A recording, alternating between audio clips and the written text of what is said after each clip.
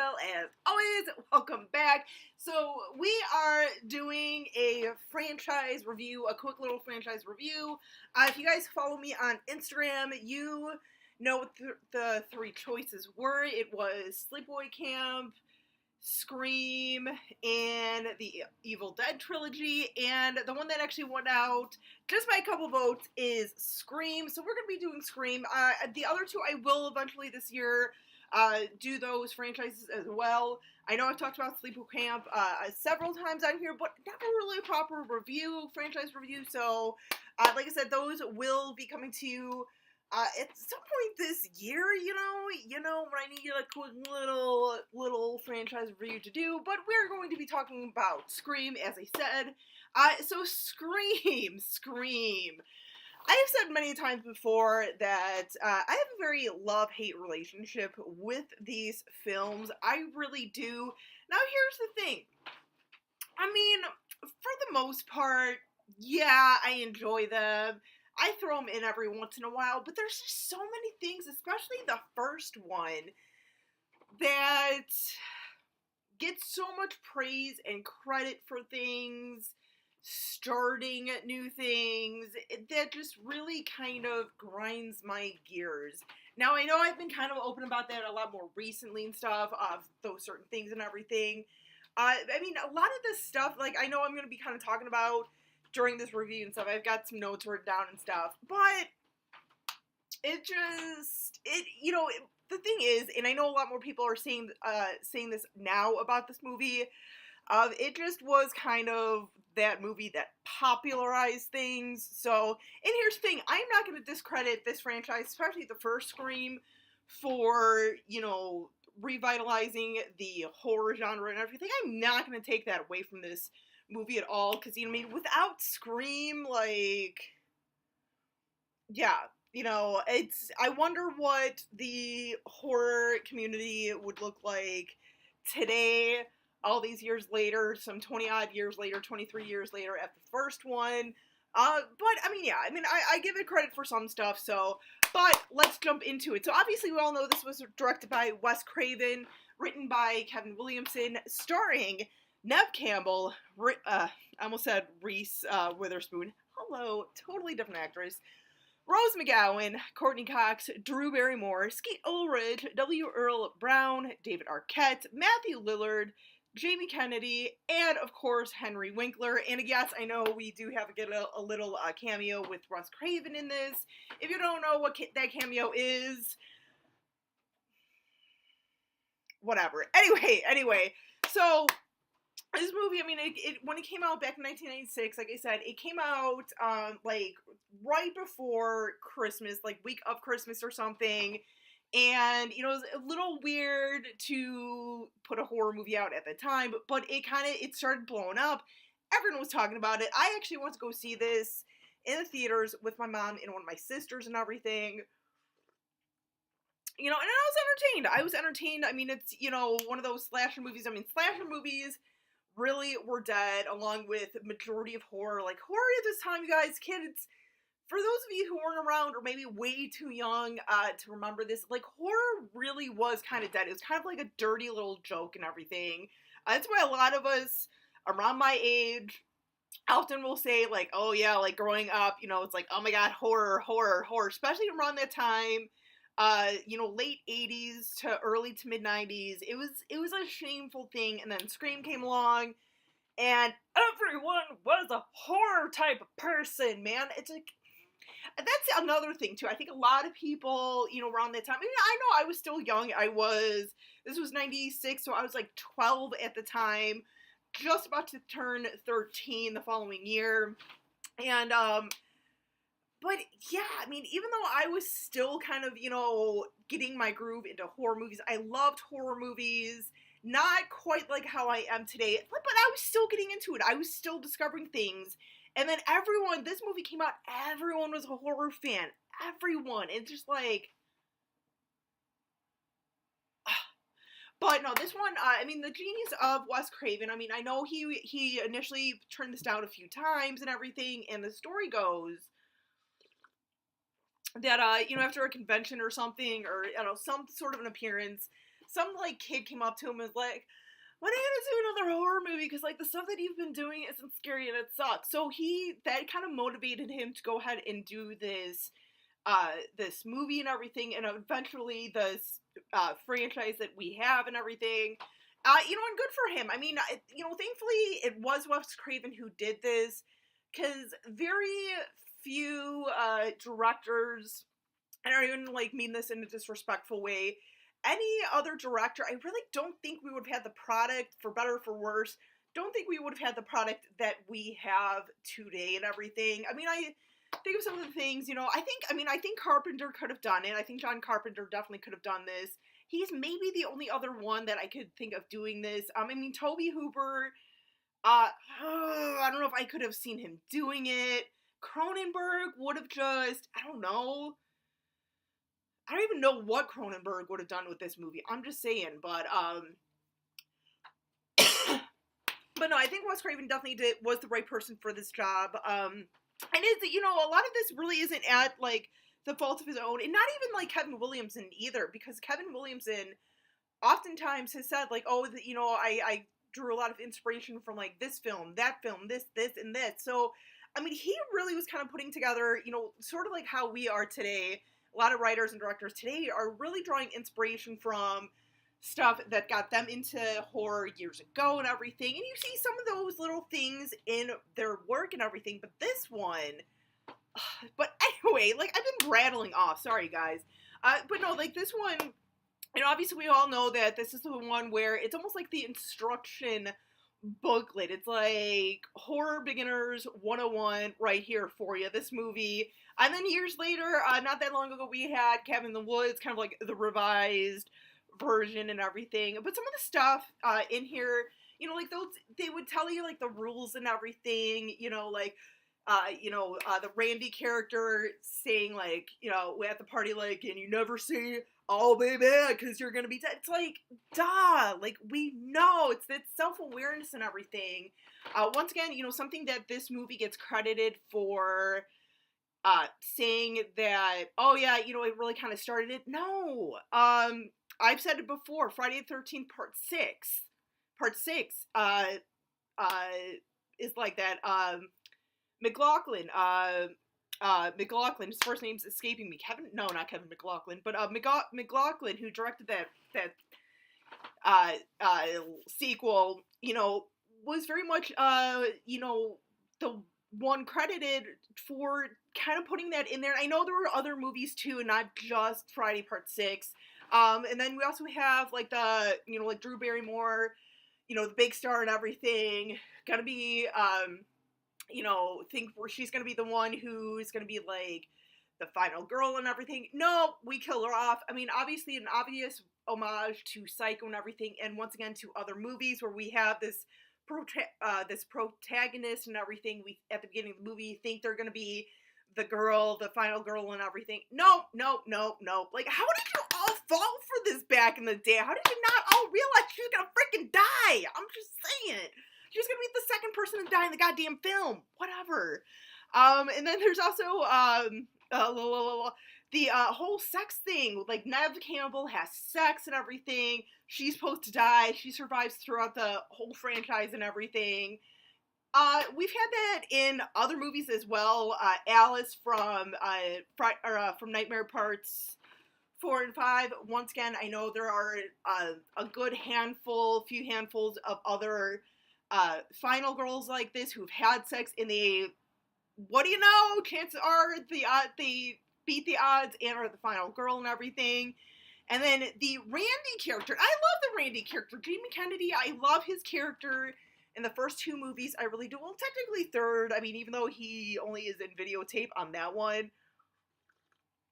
I really do like Randy because, you wouldn't think he'd be like the horror master or anything, but, he is kind of like us. He represents someone you would not really necessarily think, and they didn't go for that stereotypical look of what a horror fan is, like gothic, or like, heavy metal shirts, because we're all different. I mean, come on, look at this. I'm wearing a Fast Times at Ridgemont High shirt. Like, I don't really wear, like, heavy metal shirts or anything. I mean, that's cool if you like it, but there's so many different types of us that you can't really stereotype what we look like.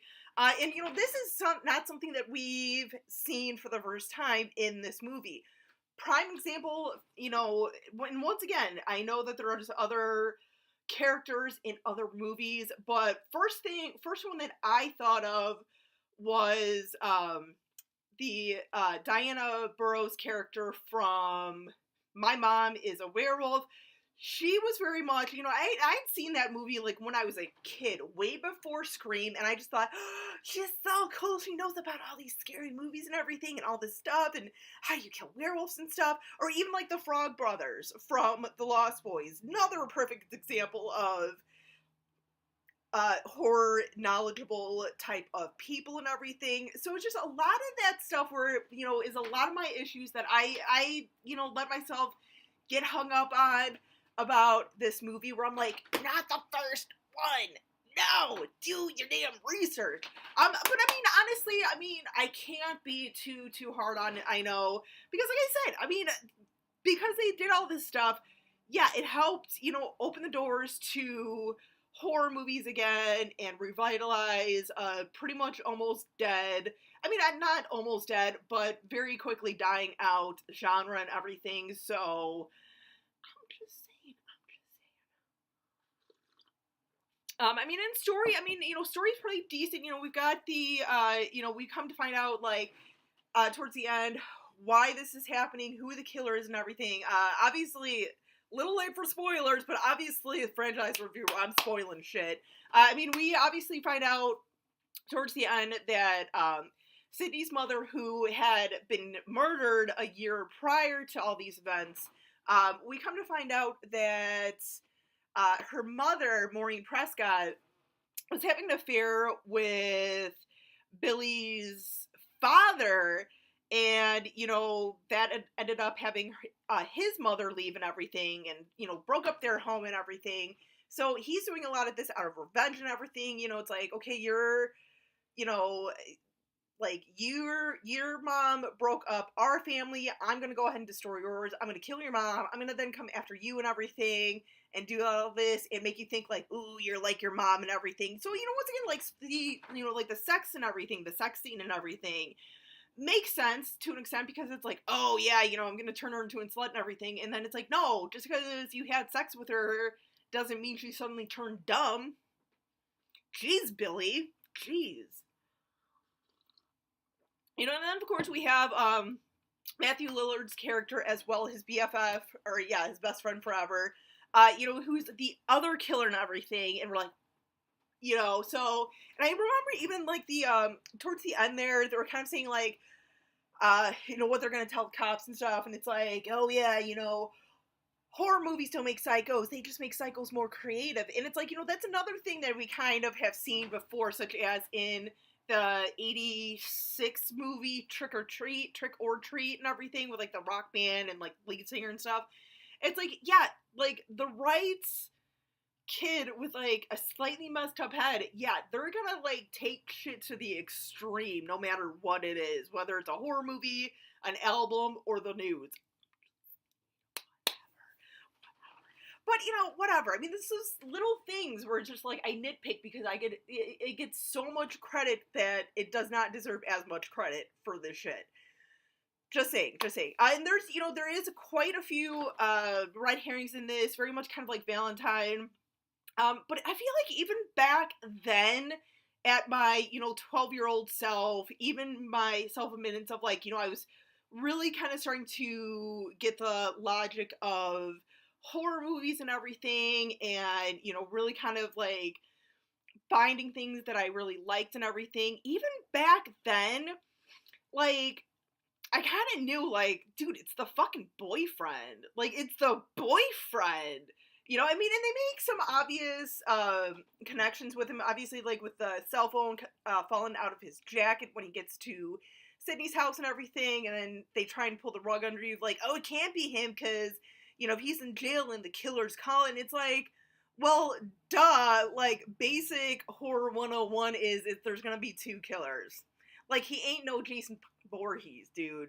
Like, Jason, Michael, and Freddy are really the only ones who can get away with being in two places at once. You know, and then there's other things too. You know, obviously, like, Barrymore's character, and they did Matthew Lillard's character at one point and everything. So it's just like so many things, and you're like, you know, and the thing too is like, you know, something that I did like that they didn't have the Randy character or horror like aficionado be one of the killers, because I feel like that would have just been so like really like, so that's so stereotypical because we are into horror movies. We automatically gotta be the psycho, the killer, this and that and everything. Like the obvious like horror aficionado, you know, because obviously we know Randy is a big horror fan. Uh, uh, Billy and Matthew Lillard's character. I mean, obviously, like we come to find out that they are horror fans. We get sprinklings of them being sort of horror fans throughout the movie, but I feel, you know, they definitely kind of come off as like, oh yeah, they just watch the occasional horror movie, but they're not like they don't have the knowledge like us, you know. But yeah, and even like the dad too, like at one point you think it could be the dad, and you know, you could almost see, even sometimes now when I watch, it's like, man, they really could have played it off as the dad being the one, you know, of just maybe snapping, or maybe finding out that, oh, he was really the one that killed his wife, and, uh, you know, pinned it on, Liev Schreiber's character and everything, Cotton Weary, and boom, we're done. Okay, little happy home, little happy life with my daughter and stuff. I get off scot-free, whatever. But even that, I feel like would have been way too obvious. And once again, credit to Kevin Williams and Wes Craven for not having like the straight up obvious choices of like, oh, of course, I just sat through 2 hours of that. I'm just saying. I'm just saying. But no, I mean, honestly, I mean, for the most part, I mean, this is not, you know, even with my gripes and stuff, it's not like a terrible movie. It's just, you know, and I give it credit for, I have the respect for it for, you know, reopening the doors to horror movie and everything as a serious genre and everything, and having people kind of take notice to it. But I mean, at the end of the day, it's just it's an all right movie that, you know, the writer took inspiration from other movies, admittedly took inspiration from other movies to create this movie. And, you know, it's like, it comes out, and because people don't really, you know, do their research on horror movies, it's like, oh my god, it's so innovative. No, you're not that innovative. That's, you know what, that's what it is. That's what it is. It's innovative in the fact that, you know, it did open the floodgates for our horror movies, but it's not innovative in the like whole fact of like setting the rules, you know, kind of wiping away the rules, doing this and that and this. It's not innovative in that sense. I mean, I'm just saying, I'm not going to totally hate on this movie because, like I said, to a degree, I do like this one. You know, I do enjoy it on the occasional, maybe once a year, maybe. Like I watched it the other night, yesterday or whatever. I'm probably not even gonna watch it for my Halloween binge. I'll be honest, because I've already watched it once this year. I'm just saying. I'm just saying. But those are just some of my thoughts and everything about the first Scream movie, guys. Let me know what you think in the comments, whether you loved it, hated it. What are some of the things that you really loved about this movie? Some things you hated about this movie? I want to know. I want to know what love is. I want you to show me. Lovey this movie, though. I'm just saying. Anyway, though, you guys. But like I said, leave a comment down below. Till next time, as always, stay creepy, classy, and a little bit sassy.